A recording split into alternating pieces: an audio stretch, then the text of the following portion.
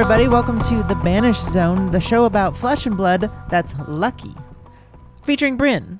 And Chris. And it's lucky because we're going to Vegas, baby. Oh, luck be a lady tonight, as they say. Be a lady tonight. What the hell does that even mean? I don't know. Treat me nice? Help me roll the bones? Yeah, be so sexy to me.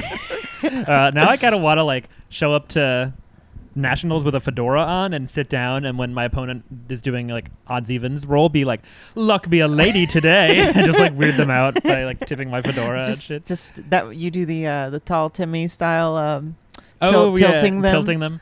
The tilting them. Everybody, you can't watch this anymore because that is a shame. Our dear friend of the show, Paul, mm-hmm. also known as the Tall Timmy, has left us in terms of the content creator space and flesh and blood space. Yeah. I guess we'll just start off our show saying R.I.P. Mm-hmm. Shouts out to a real one. It was a great channel. Very kind guy. Mm-hmm. We're a little late to giving him a send off, but we will miss him very much. Uh-huh. We hope that if he is ever watching this, that he just knows that he was loved in the community, mm-hmm. and we hope he's doing okay.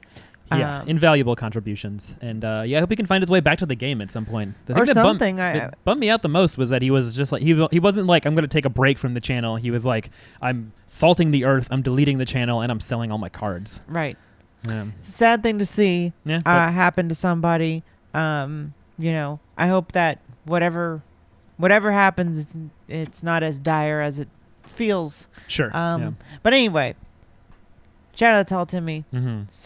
Sorry for your loss or whatever it is. Mm-hmm. Hope to hear back from you one day. Absolutely. But we're back. Mm-hmm. We're here. We're not salting the earth. We're around. No, we're here. I'm Bryn, and that's Chris, and mm-hmm. then this is the Banished Zone. And we had a spoiler, and mm-hmm. then Dusk Till Dawn happened, and I gotta tell you, we have been playing a lot of Flesh and Blood. That's true. This is most people do. Some people do. What was your week in Flesh and Blood? This mm-hmm. is what's your month been like in Flesh and Blood? Gosh. And we've done a lot of stuff. A lot of shit has happened. I've won the occasional event. Well, we haven't been gone. The thing is, we've done streams. We've been doing streams. That's true. The podcast episode we've been a little neglectful of. And mm-hmm. honestly, I released a new song. Mm-hmm. I've been having a lot of work to do with my record. We're touring a lot more. My job has been insane recently. So sorry. Yeah, you've been very busy. And also I just feel like a lot of our Flesh and Blood free time, it's like if there's any time devoted to Flesh and Blood, what was it, one weekend, the pre-release weekend, I think I went to 5 events, or did I go to 4 and there were 5 total? I went to a marathon of Dusk Till Dawn pre-release events. You went to so many. Yeah, and I won so few. How many? 0. You won 0? I won 0. I was in the finals of one. Wait, it was Monarch, right? It was on Monarch. And you Draft. didn't win one? Did I win one? No. You won the random roll, I think. I the first one we went to. You won the giveaway of the Prism, I think. Yes. The Prism. I won the Prism. Right? Or was it Vincent? I think you got a Prism. No, I got a Prism because I don't have it anymore because I sold it. You sold it immediately, yeah. Because I wanted to trade it for a Vincent, but no one would do that. So I just sold it. Yeah. It was still fun, though. It was cool to do pre-release, open some packs of Monarch, then open packs of Dusk Till Dawn. It was a fun idea. I thought it was cool to as opposed to Dynasty, when they just were Dynasty release Armory and you could win Regicide Blackout art or something. There was kind of just almost nothing for it. Yeah, which is I don't know what you can do, but this is very cool. I'm glad they're figuring it out with the supplemental set. Mm-hmm.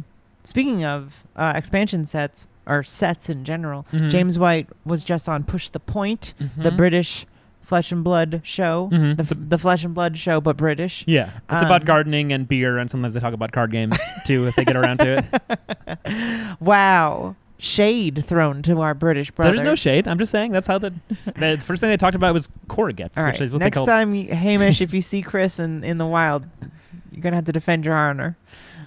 It's fun to talk about corrugates and beer. They're both good. I like them. Yeah, he was just on Push the Point, mm-hmm. James White was, and his big reveal was that they're going to have multiple announcements in the next week mm-hmm. of the new set, and probably going to be the professor. I mean, he didn't say this, but Oh, probably yeah. going to be the professor product, whatever that is. And so that's very exciting. And we will have to do a podcast next week Yes, to talk about absolutely. it. What did he say about at it? He least said when they it's talk like about it. experimental and some people might hate it.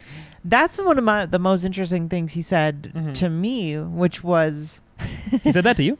Yeah, he said that to me. No, Wow. to me, I Cool. thought one of the most interesting things he said was that the design of this new set is unique Mm-hmm. to card games in general. Hmm.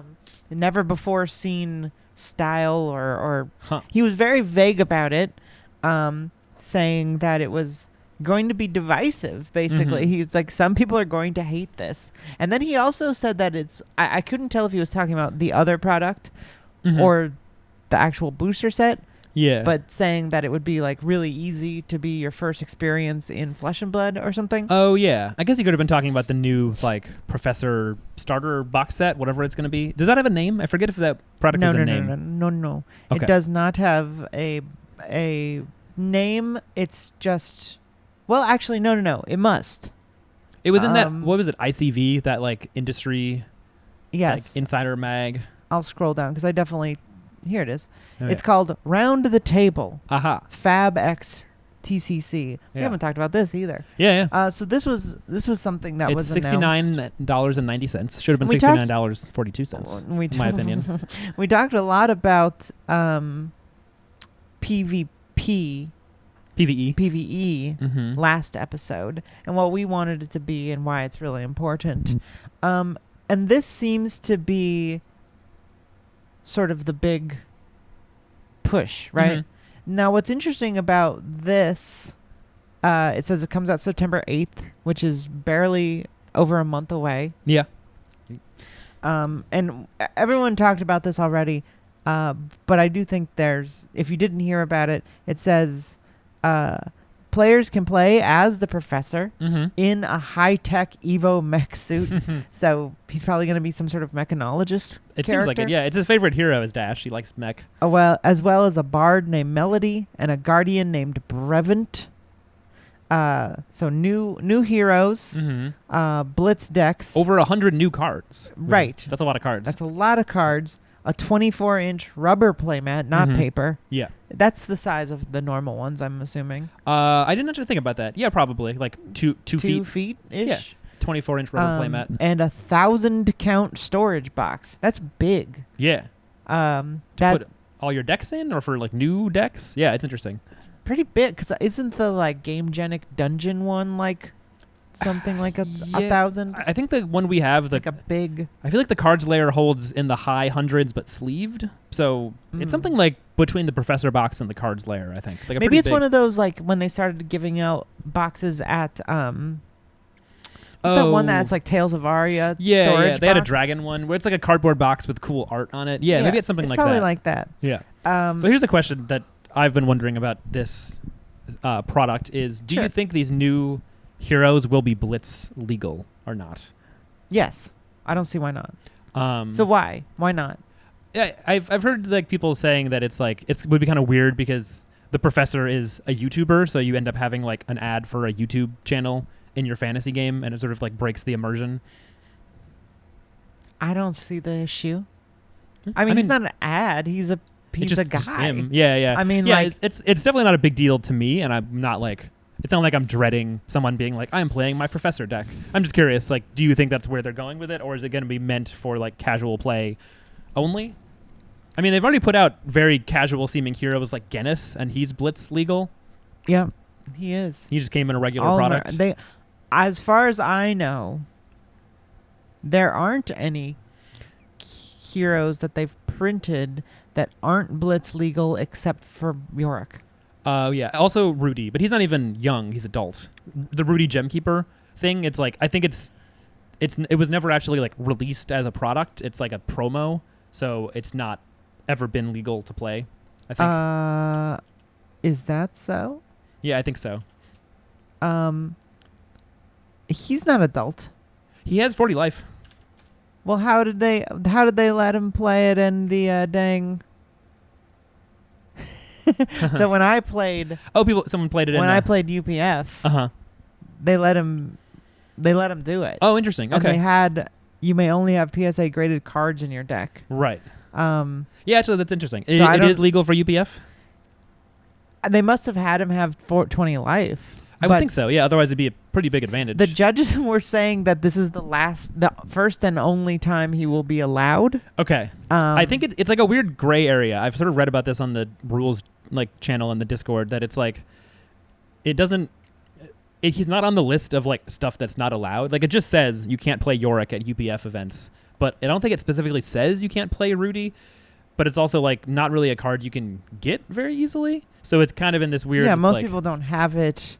Like someone has said, people have like tried to come to CC tournaments and play with it and sort of be like, persnickety and be like, well, it doesn't say he's not legal. He's an adult hero. I mean, to be completely honest, like I think that they should be allowed. Either ban it or don't. Yeah, they should just ban it and make it clear. But, that's interesting that you played it in UPF, but apparently no more. No more. No, not anymore. Well, it sounds like from the way you described. They didn't say that he was illegal, but they just said first and last time. The only thing, so Blitz legality says that adult hero cards are not legal. Oh yeah, so you can't play him in Blitz.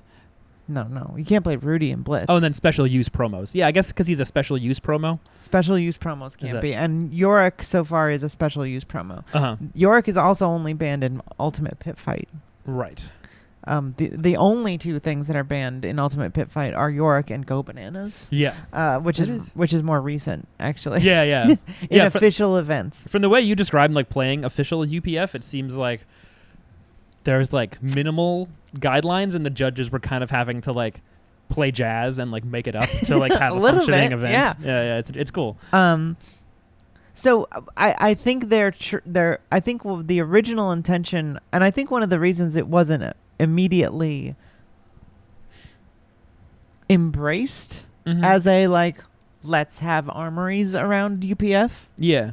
In the way Commander has been, is they kind of it was too silly.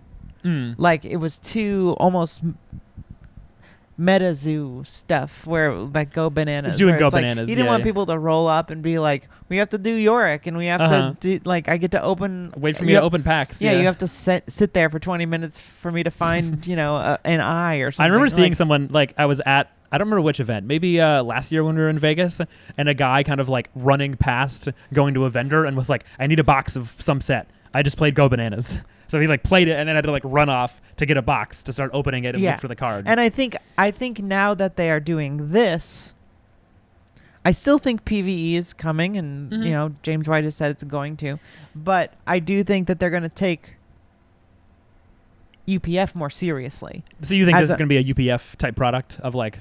I would bet $1,000. It seems like it's what it will be because it's $70. It's 4 decks. One playmat. 4 ready-to-play Blitz decks. So that's 4 people. You play UPF. You sit together, you play a little game. Yeah. I think it makes sense. I don't... and they haven't ever released a Blitz hero that isn't legal in Blitz. It doesn't make any sense. I can't even imagine the argument. Yeah, no, I don't know. I could see, like... I think you're probably right that they will be legal, but I could also see them doing, like, the heroes themselves. Like, maybe it's the start of being, like, here's heroes that are built for Ultimate Pit Fight, and they have... Maybe, like, their hero ability is like multiplayer focused or something. Well, like Yoji is very specifically a UPF type of hero. Yeah, or like a where PD. You would never do that. You would never do his hero ability in Blitz. Yeah, you would never be like, I'll take your damage I'm dealing or something. It doesn't make any sense. But he's legal. That's true. You can play him if you want. You can have 22 life and be a guardian. Yeah. This is just the first time with no hero text. Yeah. This is just the first, as far as I know, other than Ira, like hero they've put out that they're not just putting out in a set. They're putting it out as like a separate thing. Right? Because I mean, it's not a promo. Yeah. Yeah. It's a new product though. So actually, technically, no, that you're wrong about that. Oh yeah. Dorinthia. Yeah, you're right. Quicksilver Prodigy is a new hero that's allowed. I'll hang on my hat. I was wrong. Yeah, no, you're right, and that one's legal. So they probably will be. I'm just curious, like if they, I mean, it'd be interesting if they were so UPF focused that they don't make sense in single player and they're not allowed. And I think even if they aren't, but I think that the professor if he's putting his name and actual fucking face on the product, Mm-hmm. would want a product that is good for UPF. Mm-hmm. But if you buy it, you can play all of those heroes in Blitz too. And Yeah, they're yeah. probably wanting. He probably wants at least a couple of them to be good. Sure. You yeah, know, yeah. not just like trash joke heroes like Cavdine Yeah, yeah. or Genis. Cavdine catching strays on this episode. Yeah, I mean, you know, no one plays him because he's bad. Yeah, yeah. I wonder if Cavdine has any living legend points. No. Probably not. He doesn't. He has no cards. You can run silver palms, and then you can run like jank, like generics and stuff. Right. So I mean, like, Talishar. yeah. But like either way, it seems interesting that like they're gonna print a bunch of new cards, so we're gonna get like an infusion of maybe new Guardian and Mech, and I don't know, Mech hasn't gotten new cards in so long that if this deck has like 5 or 10 new cards, it could shake up the whole card pool. So it'll be cool and interesting. I Yeah. No. I think it will have. My prediction Mm-hmm. is that it will have limited effect on the Blitz meta. Sure. My guess is that a couple of the heroes will be playable and fun, Mm-hmm. and people will probably play them. I doubt they'll be broken or quote unquote broken. I doubt they'll be like forces to be reckoned with. Maybe Mhm. it'll warp the meta in some way, but like, yeah. I highly doubt people will be bringing like Professor to the armories and like crushing everyone. Yeah. But- Maybe someone will win a skirmish that's like 5 people or something. But we were talking last night, like Dash has no hero text. Mhm. Like Dash says, start with an item, and then for the rest of the game, it's the way the cards work. You don't do anything with your hero. Yeah. It's just hard But to imagine. as we've talked about before, mechanologist is like not a class, Mhm. maybe. Like It's a class. it might be a talent, but it's a funky class. It's a funky class, is Yeah. what James White said. Mhm. And so whatever kind of hero Professor is, he should probably be able to use all of those cards, but he could also not. Yeah. Like, it could also say like scientist or something, or like Oh, that'd be weird. a professor hero. Yeah, and yeah. then he has his own set of cards. Yeah, or it'd be whatever. weird. Yeah, No maybe idea. it's like Bolton, where it's like a new warrior, but it's like he does a total different thing with light and charging and all this other nonsense, and Right. he's not really like We just Corinthia at all. don't know at all. It could be Yeah. anything. I mean, we have a Bard character coming. What will More that bard. be That like? could be cool if there's finally bard cards. There are going to be. Yeah. She's going to have cards. A bard named Um, Melody. I assume it's a girl. It's funny how it's a pun, but people are like, "Is it named after Melody Likes from the I think it's pretty Pitch clear. Perfect? I mean, hey, maybe it's a reference, but little I subtle think it's nod?" probably pretty clearly from Pitch Perfect. Shout out Pitch Perfect. Yeah, they're classic puns. I wonder what they're gonna call the professor's character, because I never have tried to like predict character names, but I would guess he's just a professor. yeah. Anyway, that's going to come out in September. Mm-hmm. Then they'll also announce their new draft set, Mhm. which is going to be. There's been a lot of theories. Mhm. Roger from the M&R cast, the Manor podcast, Mhm. is pretty convinced, it seems, online Mhm. that the back of the card holds the key to what sets and what I've seen order this theory. Yeah, you what zoom order- in, you can see little glyphs and hidden symbols that tell you exactly where we're going. Yeah, and it's as Kel from Red Zone Rogue said, people started realizing that now. Mm-hmm. I, as far as I know, no one's successfully predicted a set yet. Yeah, that is So- true. I feel like people first really notice it when So- on the bottom left of the back of every Flesh and Blood card, there's like a spider, and people were like, "Oh wait, shit, that's Outsiders," and that's the spider, and then kind of like looked at the rest of the card and thought that it like spells out all the sets. Right. Maybe I can try and throw this in here. Oh yeah, do it. Look at this on the fly. If it's Reduction. allowed, can it be allowed? Okay, there we go. Oh, Cool. kind of all right, in there. Shit. Move it around. Nope. Why is it like that? All right. Well, this is a little bit. You know what the fucking back of the card Just looks pull like. out a card and take a look. If you're driving, pull over and then go in your glove box and take out a card. Yeah, don't be driving. If you're in Carolina's car, she probably has an E-strike on the trunk on the floor or something. But if you look at the back of the card, you will see that we start with a sword Mhm. with light coming out of it. And at the very bottom, there's a book with what looks like some sort of illusionist thing. Mhm. So the theory is we go counterclockwise, Mhm. and we start with Monarch. So this is where my initial feelings about it was skepticism. Yeah, totally. Because you start with Monarch. Also, why do you go counterclockwise? Why not clockwise? Exactly. Why not top to bottom? Another small problem, but Sure. You know, really we are seeing the proof in the pudding Mhm. this week. Yeah. We will know for sure if this is real or not. Well, because what's the next one by So this wait, theory? Yeah. So the sword starts, Uh-huh. and it is Monarch. Right. And I guess the idea is the first couple of sets were the whole world that we Yeah. that we were sort of seeing. Just a welcome to Wraith. Mhm. Just let's see the whole world. Arcane Rising is the one that really fucks with me, but it isn't a place. Yeah. It's It's like kind of is 'cause- introduction to a whole nother set of. So we have Yeah. the world, Mhm. and then we have the ether, which Yeah. is the Yeah, flow, and then what do they call it in Volcor? I guess it's ether there. The aether magic, yeah. And then runes and all of the ways people have different types of magic. Mhm. And so you've got the world, and then the magic, and then Crucible is just an expansion set. It's like war is starting to happen and stuff. Right. And yeah, I mean, So we I've heard begin- this secondhand, but I've heard that the first set was supposed to be Monarch, and then they thought it was like too complicated, so they wanted to like introduce some of the other classes and like stuff first. I'm not sure. Yeah, that sounds totally hearsay. Like, I mean, I've never heard anybody from Yeah, LSS I'm actually say curious where that comes from. Maybe like old interviews or something. Sometimes people like say this stuff and it sounds made up, and then you dig, and like James White did say it. that. No, at some point, for so- sure. I'm not But saying you're making it up, but Yeah, I don't know for sure. Is what I'm trying to say. so if we assume that the first real set is Monarch, where we go to Solana and the Demonastery Yeah. and set up the quote unquote story, and that's how LSS and James White and Brian Gottlieb talk about it, as like the story. Right. So It's far, this one big story. yeah, the story of the game so far is the War of the Monarch, basically. And then it's like you go to each region. Like when we've gone to Volcor for Uprising and the pits with Outsiders, it's like in the background is still that story going on and different characters. Right. So we go sword, Monarch, and then we go left to the harp, which is some sort of like I guess some symbol of Aria. It looks like a harp and like let's see, leaves and stuff. Yeah, harp with leaves, and then we have some sort of fire.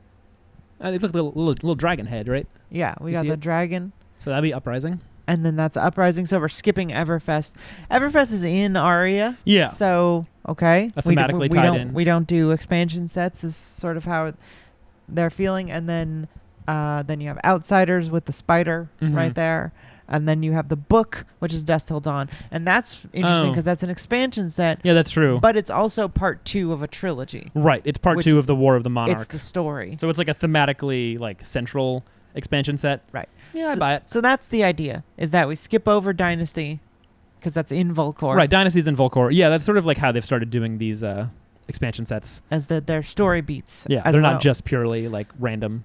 So you have that block, skip an expansion set, Uprising, skip an expansion set, Outsiders, Dusk Till Dawn. So what's next is very clearly a big skull with snakes coming out of it. Uh-huh. That's the Savage Lands. Yeah. So if this holds, the next set that should be announced Mm-hmm. this week is the Deathmatch. You think it's going to be called Deathmatch? So the other yeah. the other theory is that this is Kel's thing, which Yeah. also hasn't actually panned out. Mhm. I believe the first set name Mm-hmm. that it calls out is Dusk Till Dawn. No, it was Dynasty. Oh, right, Dynasty. On Flex, I think, where it's like the sun is setting on this dynasty, my son, now is our time, my son, something like that. And it's like Dynasty is in caps. Right. And then that was before Dynasty came out. And then, yeah, then there was something about Dusk Till Dawn. And then Dusk Till Dawn, I think, is on Soraya or something. Yeah, it says something about From Dusk Till Dawn. Yeah. And then, so in Outsiders, we had a card that said Transcendence with the capital on the Visit the Floating Dojo. And so I think that was the card that Kel was like, I think that means that's the set. Like that's a set name. That it'll be, yeah, because his theory was they're all in caps and they're sort of like, it's like a weird like dynasty, transcendence. Like they put them in all caps and then maybe it's setting up that like that will be the next set. Right. And he said it's like 2 sets in advance.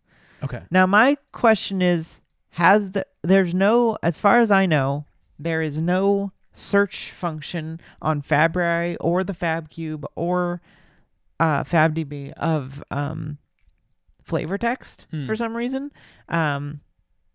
I've asked all of those creators to include that because it would be really helpful for this very specific niche reason. Yeah. So I understand why you haven't added it. No worries, Philip and Tyler. But I would like it because was there a card that said Outsiders or Outsiders? I don't know if there was. I'm not sure. And you can't look it up now, because like I do remember that it was like I didn't search on a site, but just like I searched on Google when we got our spoiler card before anyone had seen it. And I was like, who's Xeno RuneScribe? And I looked that up and it immediately popped up the, what is it? Not Sift, fucking... Index. Index, that one. Yeah. That popped up on Google. On Google. I think so. I think I searched for Xeno RuneScribe, maybe like Flesh and Blood. Right. But now if you look up Outsiders, it's like the whole set or whatever. Right. It doesn't work. So I don't know. And it'd also be weird because Deathmatch is from this last set. Yeah. Dusk Till Dawn. On Numbskull, he says, "Eyes be going to the Deathmatch." Yeah. Which is very cute. And I love Numbskull. And his name is Bam Bam. Yeah. And I would love to go to the Savage Lands because I wanted more Brute stuff. Brute would be awesome. I like Brute. He's funny. And I like him. You like to roll? I like to roll. I'd like to see what's going on in there. Yeah. Get a little more from their perspective, not from Solana's like imperialist perspective. Yeesh. Yeah. Yeah, because they think they're brainless monsters who have no culture. Who just kill them for setting up a castle on their forest and then going in and invading their homes. And yeah. Why are they so savage? Why are they so savage about us claiming this land to be our own? Weird. Interesting parallels there. Yeah. But yeah, so I think that would be interesting. And I kind of hope that's the case because I love the idea of like foreshadowing the name and like order in like different parts of the game. But it also could be spoilers. Like, I don't know, like, do people really, really want it to be like, and then we're going here, and then we're going here, and I know that for the next 3 years? Maybe. I kind of do. Yeah. Oh, yeah. So then what else, if you go past Savage Lands, like what are the next places on the card? It looks like it's the Mysteria, like, wind border. Yes. And then up above that is Dash, the mechanologist. Yeah, like, metrics. Thing. So we were talking about this the other day, and I was saying, like, it does kind of make sense if you think, like, if the last things, like, since they started planning the game, was going to be ninja area and then the mech area. Maybe that's why they were like, all right, in the first set, let's put Katsu, and in the second set, let's put Dash, because our plan is to like not go to these places for a really long time, but they're cool classes, and we have designs for them already, so we should publish those, and then we'll like flesh them out eventually once we get there. Yeah, I mean, it really seems like James White enjoys the long haul fans. Like he likes the idea of like you have to play with the cards you have for a long time, and then like Azalea. Oh yeah, you're just like, okay, it's gonna be a while. Totally. Yeah. Till we go to the Outsiders. There's not some like instant patch, at least not so far. They're never just like, here's like a supplemental like boost in power, like a patch, which you technically could do in a card game. It'd be kind of hard to like have fast turnaround, but like so far they haven't. They're just like, when the next set comes out that features that class, they will get better cards and they will try to make them better. Yeah. And it, like with Leviah and Azalea, it took like a year or more before they actually like got good enough to be good. Leviah was a faster turnaround than Azalea. Azalea came out in Arcane Rising. Yeah. because Arachne wasn't working. Right. Which Yeah, is, right, because it was supposed to be Assassin. Yeah, Assassin was going to be in that set. I think they look at the top of your deck. Yeah, but they decided it didn't work for limited. Maybe it was too good. Maybe it was too bad. I'm not really sure. It's hard to say. Yeah. It's hard to. It would be good being able to manipulate your opponent's top deck in that format. Arachne isn't in limited. Yeah. He's never been in limited, except as the young Arachne. Yeah, which is just go wide Arachne. So it's hard to say. I can kind of imagine it being way too good. Like just like easily milling your opponent. Yeah, if they only have 30 cards, and you can fatigue people in limited anyway just by blocking sometimes. And it's funny because the design of the cards that came out in Dynasty for Arachne are very like old school Flesh and Blood, where it's like 1 for 4, you know. Yeah. 0 for 3. 0 for 4, 1 for 5. Yeah. Or an attack reaction, a defense reaction. It blocks 3. Yeah. Yeah, but they all have contract and they all like take a card off of your deck. It's pretty annoying. And but also Brian Gottlieb said I think that character was really overhauled. So it was really pretty different before he got his grubby little hands on it, I think. So who knows? Yeah. But anyway, but Azalea was a long wait. And yeah, you're totally right. It's like James has that kind of attitude, and it's also what's I think like what's had the game like only getting bigger and bigger and like stronger and more popular, as opposed to like a lot of card games kind of just like come out. I feel like it's pretty clear that they often like have enough great ideas or even just like good ideas for like 6 months to a year, like a lot of other card games, and then they're like, okay, what else do we add to this game? What's a new thing? And then they kind of like run out of steam. And Flesh and Blood seems like designed specifically to not have that problem happen, to have like so much good stuff in the pipeline because they were working at it for years already. Well, it's just like if you're it's a patient sort of like very forethought thing to do, which is like, okay, well, I don't want my card game to fail in 3 years like they all do. Yeah. So what should I do that isn't what everyone else does? And it's like, well, don't just design one good set, design 10. Yeah.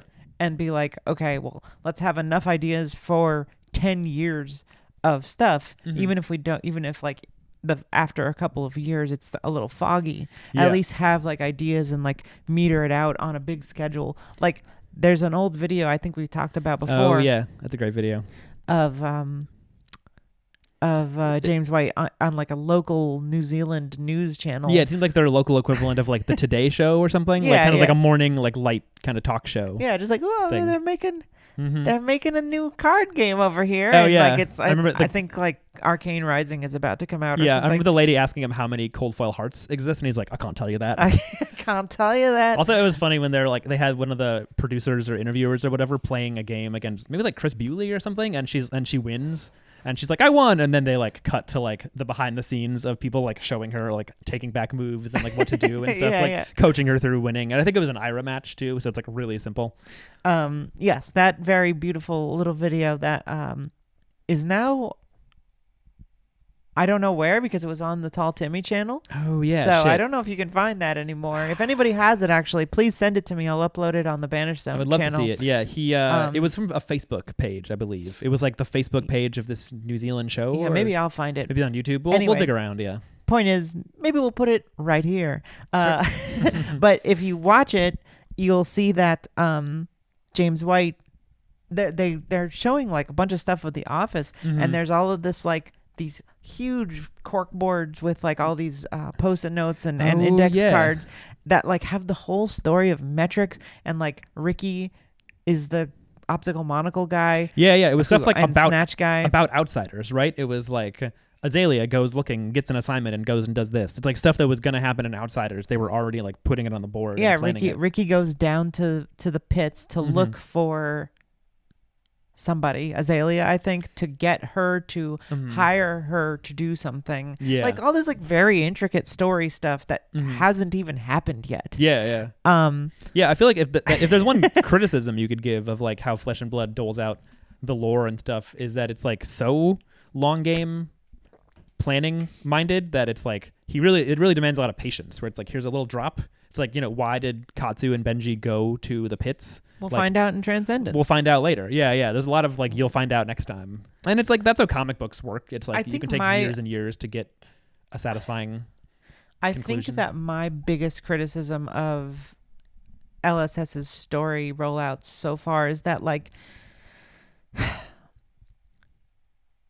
the pieces are there, and you like we've learned a lot through the cards and the story posts, but very rarely do they feel monumental. The biggest one I can think of is, as Kel talks about a lot, is Morlock Hill. Yeah. Morlock Hill has this like seemingly very large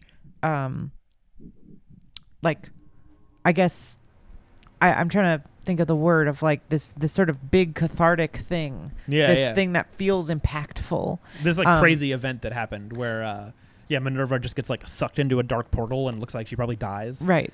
But it feels really hard to it seems really hard to I feel like they haven't really nailed down marrying those things, because those are just like website, just web pages that you could choose to not read. Yeah. And I think that isn't my favorite thing, that it's like I have to read a book to understand the card game I'm playing. And I mean, I think that the biggest win story-wise, where it was like, oh, this happened and I remember when it happened. That's what I'm really getting at, is that like, oh, we found this out, and that's the death of the Emperor. Yeah. By Arachne. The regicide. Yeah. The regicide, like, event felt like an event because it was a video, it was a post, it was a thing that you could watch. Oh yeah. And it felt like this, like, whoa. And you could read more into it if you wanted to, but like the actual event happening was a time thing that like was like the first time that is cool. It's the first time you saw that card. That's like that just tells the story. You don't really need to read anything else, because you could just look at all the spoilers for Dynasty and be like, here's the Emperor, here's the Marvel Command and Conquer. Oh, that was spoiled later, but it's like if you just like picked up that set and were like, here's all of the stuff in the Emperor's war room, all the weapons, here's like the Emperor himself, he's so powerful, here's Command and Conquer. But then there's also a card that's just like the Emperor's dead and Arachne killed him. That is a cool moment. And there's follow-up too, and I do think it's fine that like some of the more nitty-gritty like nuts and bolts is like what happened after is just like lore that you can read. But I think the big events are sometimes not telegraphed enough. For example, with Dusk Till Dawn, which we haven't actually really talked about, the set's cool. It's a good set.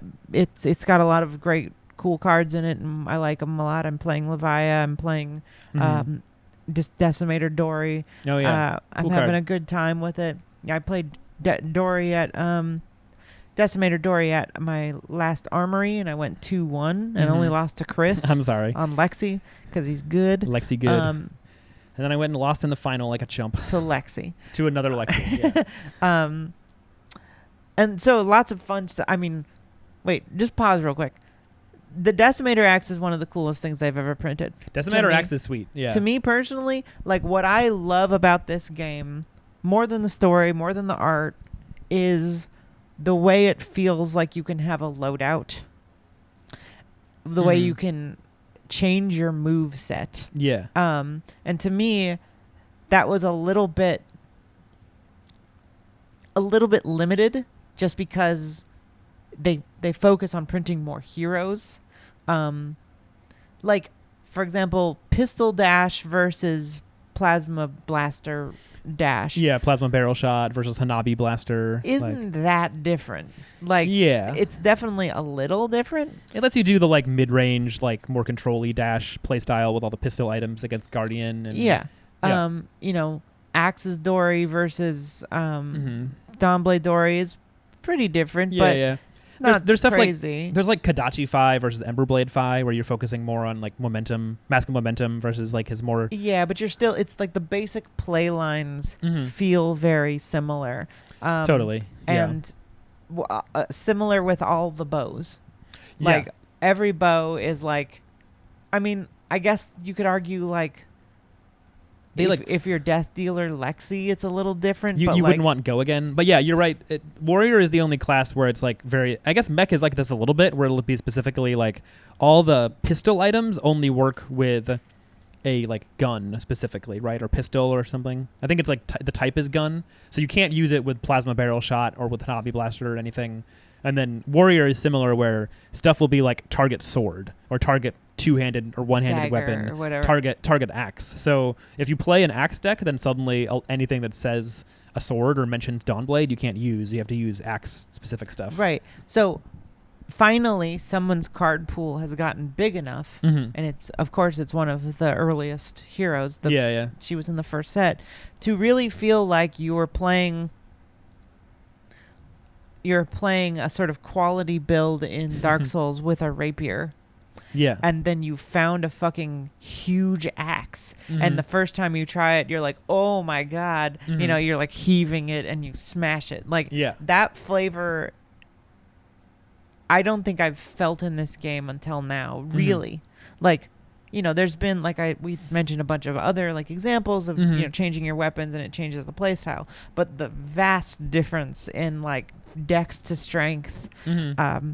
sorry if you're not a FromSoft fanatic like I am, Mhm. but like that's how I'm processing it, and it's just, Yeah, totally. I think it's one of the coolest things they've ever like they've really achieved something, and I Mhm. think that everyone should get that. I think everyone should be able to like get a new weapon and it change their whole play style, and you have Yeah. to change your deck to like be kind of a different character because of your weapon. Mhm. I think that's really awesome, and I hope they continue to do that.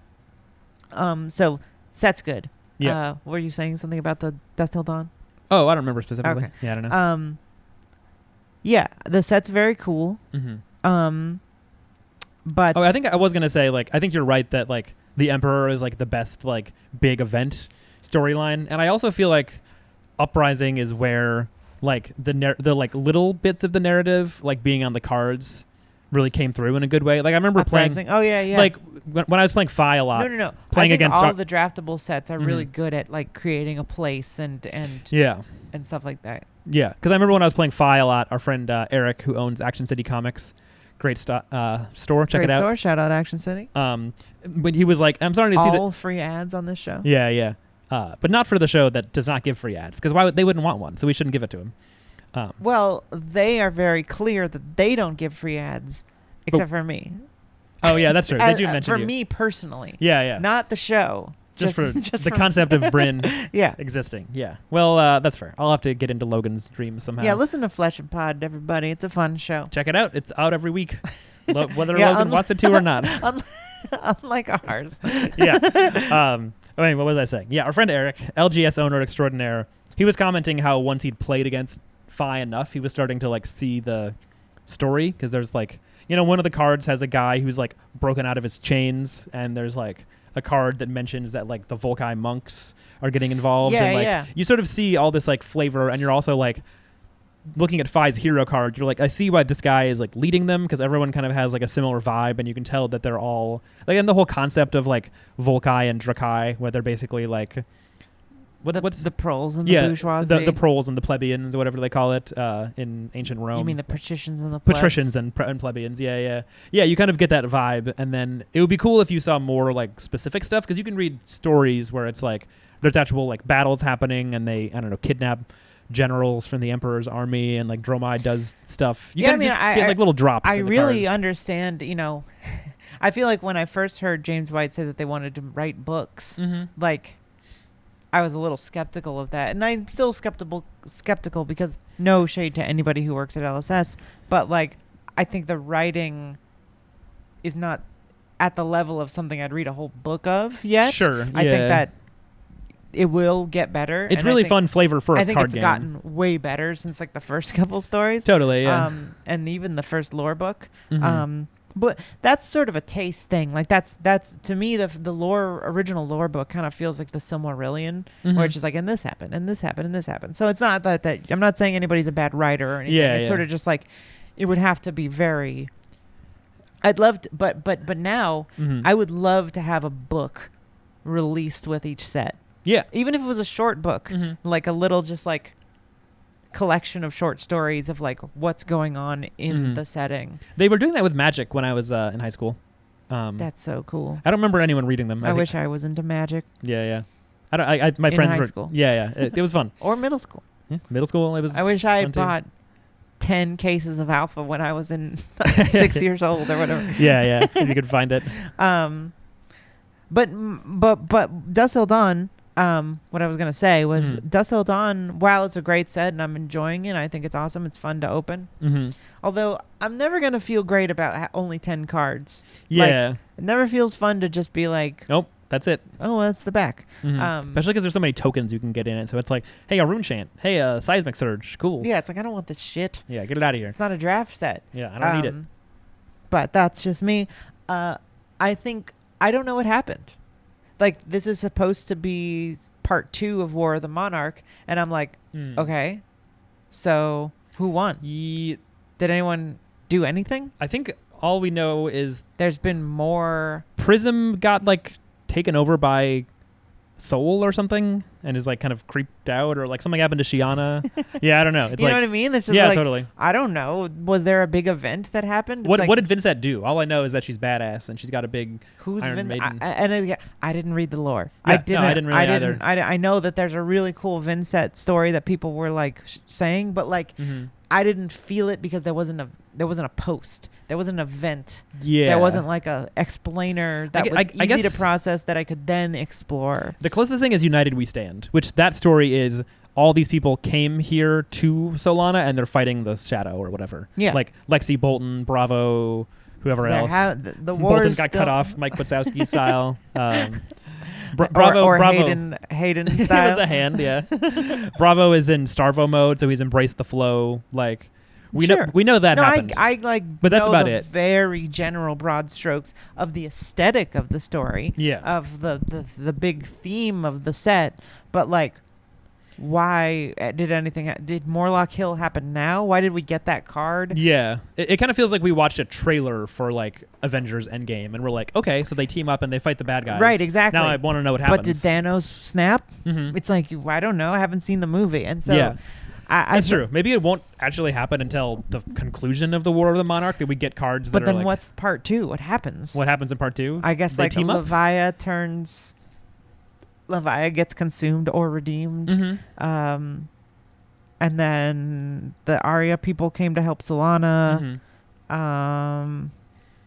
Yeah, it's interesting. I mean, it's like I don't know. This is definitely not my like primary motivator for playing this game, but it is funny because it's like you need like no one would play a game that was just like a card that said 4 on it, or like a thing that had a shield and said 4. Yeah.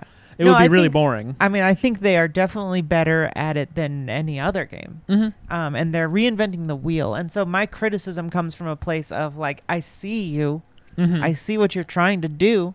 And I know you can do it better because you did The Emperor is Dead. You did Morlock Hill. You did, what was the other one we mentioned?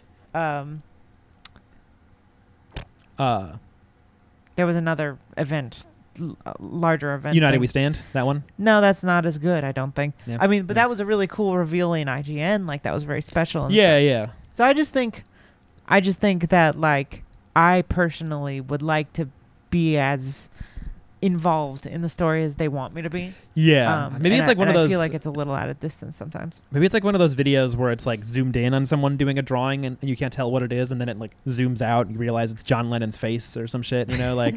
No, it does feel that way though. Like once I sit through pure meiosis of like playing the game and like barely looking at the lore, I have a lot of information about what the story is. Yeah, like you follow the spoiler season, you read a lot flavor text of it. You know, I could explain a lot of it and tell you basically who the characters are and what the stakes are, and you know what the Aesirs are, and like I it's a general thing, but I just think there needs to be more like points of like, and then this happened. Yeah. This was a big deal when this happened. Here's how the characters reacted. Yeah. Yeah. Because even if it was just one thing that happened in this battle, where it's just like, and then, you know, and then Prism turned around and then just like slaughtered a bunch of innocent people or something. Yeah. Or yeah, like, you know, the more I think about it, it does feel like a trailer because it's like everyone's teaming up. Like Lexi calls down the lightning, and then you have a card that cuts to Lexi, and it's like Bravo has him starstruck, and Bravo's punching a guy. Like it's very, very much like a like the trailer is great. It's like a comic book team up trailer. Yeah, I never really thought about it that way, but that's kind of what's happening. Except then what's the big story? You're getting people like their appetites whetted for a story. Yeah. And maybe he really has like that much of a like 10-year plan kind of guy, James White and the team, that it's like. And I believe that because we've seen it happen, but like Yeah. I just think that even if that's the case, we're not getting enough points.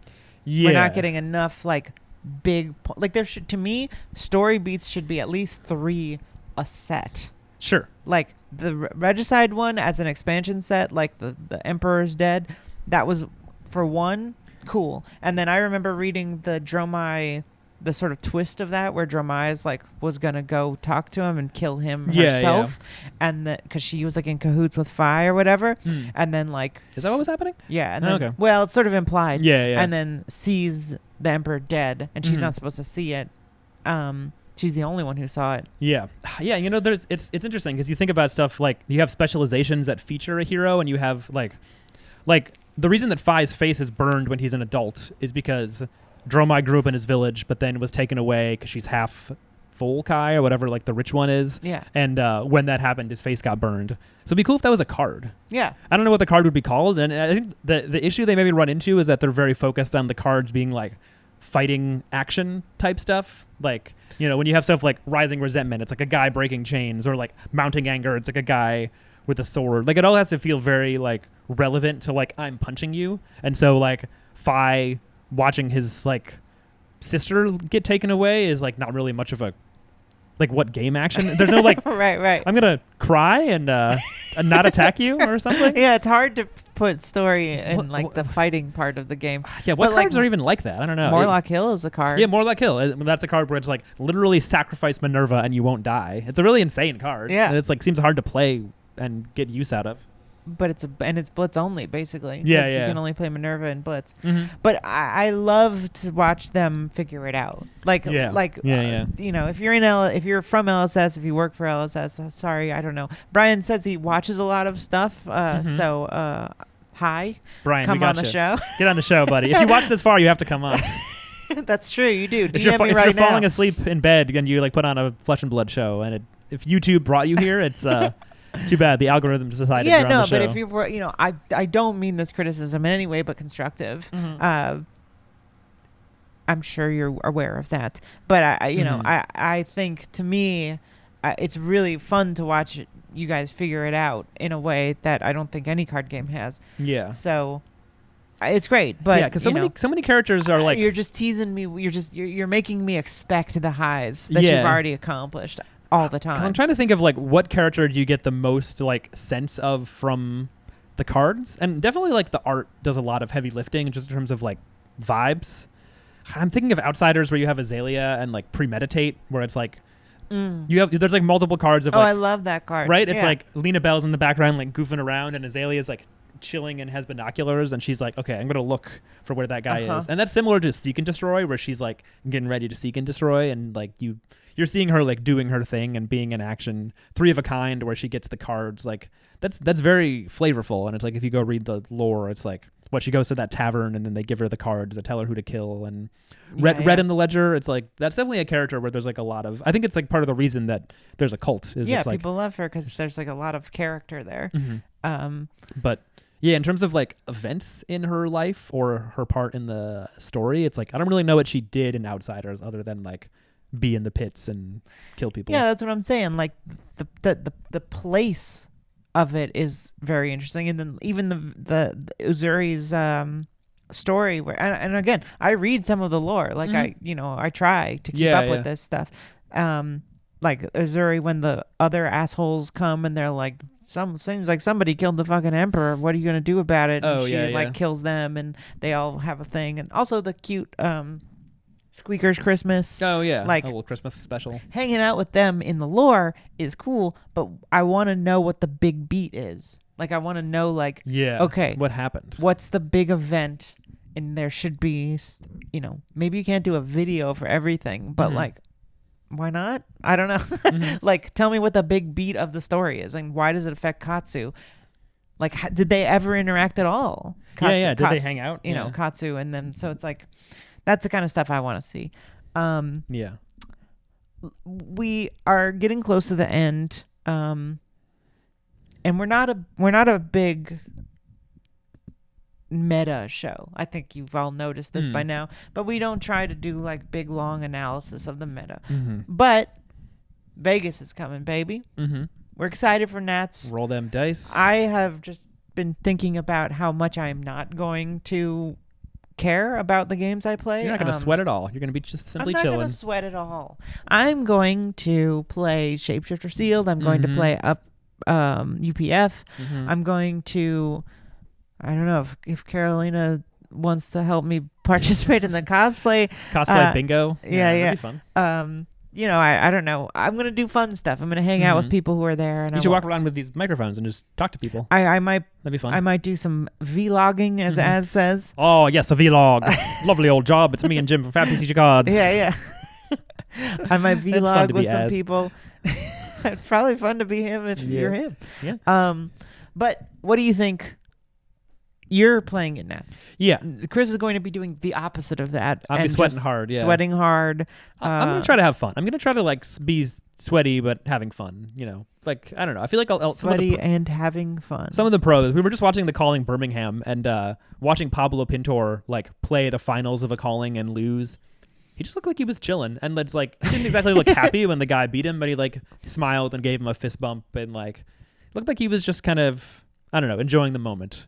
Kind of like you just kind of have to like ride the wave, I think. Almost be like a surfer and just be like, maybe I'm going to fall off and crash. Maybe I'll like get over the crest. So you don't have to say who you're going to play. But we just saw the results this morning of the Calling Birmingham. Yeah. Which was won once again by Icelander. Right. So before this, we had 2 Battle Hardens 2 weekends in a row, which were won by the same Icelander deck, the same player, Rhea Adams, on Hit Effect on YouTube. Great channel. I learned a lot about Blitz Icelander from her. She's like one of the, I don't know if pioneers is the word, but like creators of a like very aggressive, very arcane damage focused Blitz Icelander build. Yeah. And that was the point where I like realized that Icelander was like utterly disgustingly cracked, and I was like, why aren't more people playing this in Blitz? This is nasty. And I had some good success with that deck. Never quite won anything. Well, I won an Armory once or twice. But you did, 7-2 in a Battle Hardened? 7-2 in a Blitz Battle Hardened. Only losses were to 2... that was at the Pro Tour? At the Baltimore Pro Tour and Calling and stuff. Yeah, so I did well. I think I did like, not to brag, but better than Majin Bay, who was also playing Icelander. Like, we're coming for you, bitch. I think Josh Lau was playing Dory, and he didn't do as well as me. Like, so what? Do you know what place you were? 10th place? I was 23rd. 23rd. I believe. Yeah, right outside the cutoff to get a bunch of prize tickets. That's the thing. It's a Battle Hardened, so there were a lot of. No, I'm saying it was good. We got like 500 prize tickets. It was like down to that cold foil Frostbite. Yeah, it was down to 24. I think. And I think the Blasphemet. Yeah, something like that. A lot of cool stuff for sure. But yeah, anyway, that was in large part thanks to Rhea's channel. I copied her list almost exactly. Shout out to Rhea. And then she's been playing Icelander in CC, and like kind of a similar vibe of the build, even where it's like mostly arcane damage and then just has like a few attacks as poppers for Dromai, but like is not trying to be Bullander. And Icelander has been having a lot of success. The Calling was also interesting because in the top 8, there were no Lexi. Like top 32, there were a lot of Lexi and only one Icelander. But top 8 was like a couple Bravo, a couple, one Icelander, like a Katsu, I think 2 Katsu and Azalea. Like a lot of like weird stuff. Very strange meta. It seems like kind of open. People are saying that people that are top 8ing are unplayable, that the people that are losing are the best decks. It's very confusing. It's always funny because it's like you'll have a meta where people are like, okay, there's like a quote unquote best deck emerging, you know, where it was like Lexi and then also kind of Oldhim, but then Oldhim left. So everyone's like, okay, Lexi is just going to be the best. They banned Bullseye Bracers. People are like, oh, here we go. Lexi is still the best, of course. And I feel like a lot of times it's sort of like, it's very inverse proportion. Like the more people are belly aching and complaining, like the less of a leg they actually have to stand on. Like not to like insult anyone, but it's like, unless you're one of the best players in the world, it's like maybe you're just not doing well enough at deck building or playing or something against these heroes. You know, it's like they're not trying to make like a completely Lexi is not Shane or Starvo or even Oldhim. Like, no, she's a very good deck, probably still the overall strongest deck. Like I think just has the best matchup spread, and like Lexi has always had the ability to beat basically any deck, and it's just kind of like a metagaming plan of like figuring out which decks you do want to be able to beat, what your sideboard should do. But it's cool to see that. I mean, not to insult anybody, but to shame them. Yeah.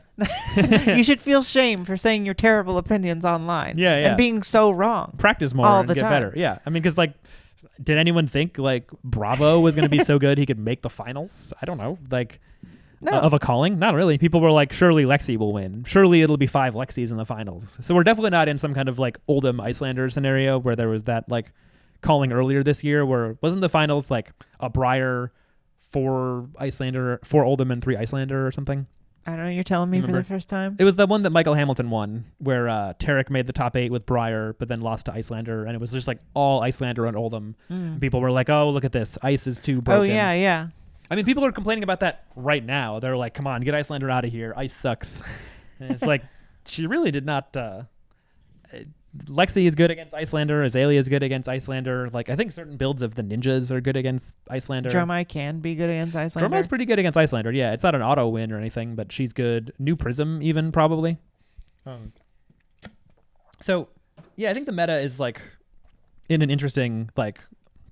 It's hard to say. I feel like Flesh and Blood can have like open metas, but also sort of like pseudo open metas where people are like exploring and like playing on the edges a little bit. And like maybe a lot of people playing Lexi were new to the deck at this calling or like experimenting some and like ended up in matchups they didn't expect. Like if you're not teching for Icelander and you don't even have Trench in your list and then you play one, or you're not planning on fighting Bravo and then you fight all Bravos and they, you know, some of them get the best of you with like fatigue.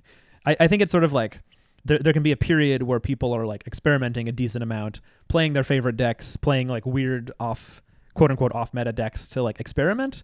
And then after they've done that enough experimentation, they'll sort of like come to conclusions and then start deciding which decks are viable. And then that's maybe when you see a meta coalesce. Or maybe this really is like a truly open meta because it feels like they keep getting better at which I've balance. said multiple times. People hate. Yeah, it's a weird contradiction. I think it's much more fun. I mean, me personally, as someone who isn't like, you know, James White just said today on Push the Point that he thinks he sees his job as creating a puzzle for people to solve. Yeah. And one day people are going to learn. People will recognize like, okay, there's a lot to solve. And we won't be able to say anything. I think it like I've said it a bunch of times on this show, maybe on this show, but maybe just to you personally. Yeah. Like I do think it's like actively bad for you as a player to make any assumptions within the first month of a set. Yeah, like, totally. Like if you're looking at something and you say, "Oh, this sucks" or "This is cracked," especially like Vincent and Prism, like the new heroes that are extremely complicated to play. It's like, do you even know what they do, let alone if it's good or not? And you know, to the community's credit, I heard a lot of people saying some wild shit about Vincent pretty early on, but the full like. The consensus right now is Vincent is complicated and we don't know. Yeah. And I love that. I really love that I'm hearing from lots of people like it seems really complicated and we don't know. And that's the take you should have most about. I mean, I know it's not an interesting take. And you know, people want to people want to theory craft and they should, but I think there's just this I'm so baffled by this the tone that people take before a set is even out about like saying something is good or bad, or even having such strong opinions as to tag Brian Gottlieb and say, "I can't believe you made this deck bad" before the fucking set comes out. Like that's unsubscribing. That's psycho behavior. Yeah, it's also not very productive. It's like if you're really wanting to like win games and be good at the game, you know, try experimenting a little and playing the cards and seeing what happens. Don't just like blindly assume something's trash or busted or whatever. Yeah, because it doesn't do the thing you think it should do based on like what it did before, and it's a new hero. Yeah. So I think I really have seen lots of people grow after being hilariously wrong. No names, like literally if it sounds like it applies to you, it probably does, but like you know, it also applies to like 20 other people totally who say some wild shit. And you know, it's laughable how wrong people have been in their like very serious like I'm right about this argument. Oh, sure. Yeah. And I really think that those people have seemingly grown in being like, all right, we don't know. Flesh and Blood doesn't work the way I think it does. Mm-hmm. You can't know until you really, really dig into it and think of it as like a adventure game. Yeah. A puzzle game. And being like, okay, what does this deck even do before I can rate it as good or bad? Yeah. And one thing I was talking to you about this week is I was very proud of my read on Azuri.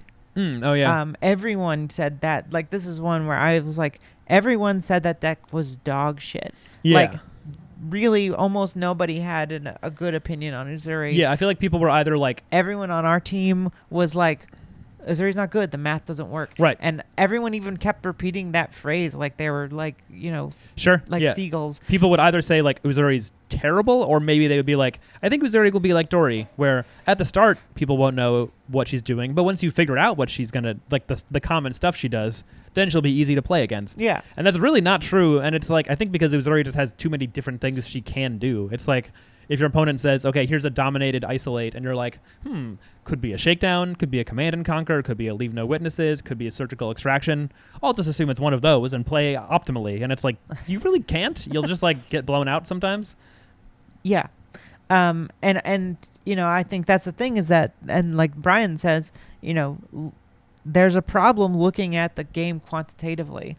Like totally. You can't look at the damage output of a hero and compare it to the damage output of another hero, or even the blocking value of another hero, and be like, well, they win. It's why I think like being like every card adds up to 8 or whatever like heuristic people want to boil the game down to is like it's a really not useful way of looking at it, because it's like, well, okay, well, for the vanilla cards maybe that's like in some way true, but then it's like, what's the value of like opt, or what's the value of like looking at your opponent's hand, or what's the value of like, there's very unquantifiable value because it's like dependent on the game state and it varies heavily. Yeah. And my feeling about Azuri was that like the math doesn't matter if you can't know what it's going to be until it's happened to you. Yeah. Like it affects your math because you're like, suddenly my deck has less cards, or my hand has less cards, or I lost the best card out of my hand because they just like named red and made me discard it. Right. It's fucking insane to make someone discard a card in Flesh and Blood. You only get 4 a turn. It's so fucking annoying. Yeah.